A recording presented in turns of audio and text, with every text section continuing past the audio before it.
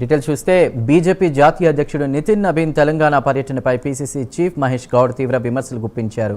ఆ పర్యటన పూర్తిగా విఫలమైందని విమర్శించారు. తెలంగాణపై అవగాహన లేకుండానే బీజేపీ నాయకత్వం మాట్లాడుతోందన్నారు. రాష్ట్రానికి కాంగ్రెస్ చేసిన సేవలను విస్మరించే ప్రయత్నం చేస్తోందని ఆరోపించారు. తెలంగాణను ఇచ్చింది కాంగ్రెస్ పార్టీయేనని, సోనియా గాంధీ చొరవ లేకపోతే రాష్ట్రం ఏర్పడేది కాదని అన్నారు. బీజేపీ హామీలు, ఉద్యోగాల కల్పన, అభివృద్ధి, మత రాజకీయాలు, ఓటర్ల జాబితా అంశాలపై కూడా ఆయన తీవ్ర స్థాయిలో విమర్శలు చేశారు. మహేష్ గౌడ్ చేసిన ఆరోపణలు, బీజేపీపై సంధించిన ప్రశ్నలు ఇప్పుడు రాజకీయంగా చర్చనీయాంశమయ్యాయి. 20 కోట్లు పైగా ఏకకాలంలో 2 లక్షల చొప్పున రుణమాఫీ చేశాం.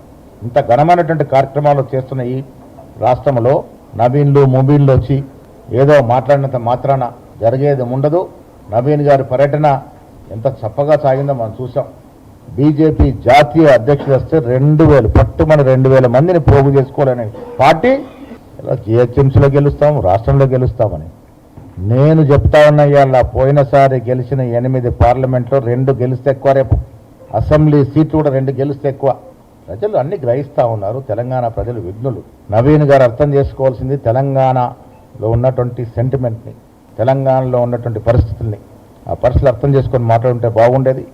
ఒక జాతీయ అధ్యక్షుడు కొత్త రాష్ట్రం, కొత్తగా ఏర్పడే రాష్ట్రానికి వచ్చినప్పుడు ఊరికే వికసిత భారత్ గురించి మాట్లాడేవారు ఈ భారతదేశంలో అంతర్భాగమైన తెలంగాణ రాష్ట్రానికి ఏమి ఇస్తామో చెప్పుంటే బాగుండేది.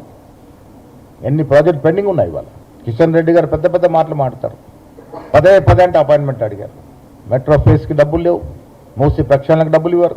ఇవాళ రైతులకి కొనడానికి డబ్బులు ఇస్తలేరు, అయినా తెలంగాణ ప్రభుత్వం కొంటా ఉంటుంది. ఎవరిని ఆదుకుంటా ఉన్నారు మీరు? కేవలం కార్పొరేటర్ సెక్టర్కి దున్నుగా నిలడం తప్ప పేద ప్రజానీకానికి మోడీ గారి ప్రభుత్వం వెలగబెట్టింది ఏమీ లేదు ఈ దేశంలో. బీఆర్ఎస్ నాయకులు కూడా చెప్తా ఉన్నా, 10 ఏళ్ళలో మీరు చేసింది ఏంది, మేము కేవలం 2.5 సంవత్సరాలు చేసింది ఏందో వీటిపై చర్చ పెట్టుకుందాం. అదే చెప్తారు. అంత అట్టర్ ఫ్లాప్ షోగా జరిగిన నవీన్ పర్యటన మీరు చూసారా? నవీన్ మీటింగ్లో ఓహో ఆ జనం కేరింతలు వచ్చి మీద పడ్డారేంటి? పిలిచి కుర్చీలు నింపుకున్నారు. పిలిచి ఖాళీ కుర్చీలు నింపుకున్నారు. చూడండి మీరు ఏ అంటే అంత ఆధారం ఉంది వాళ్ళకి.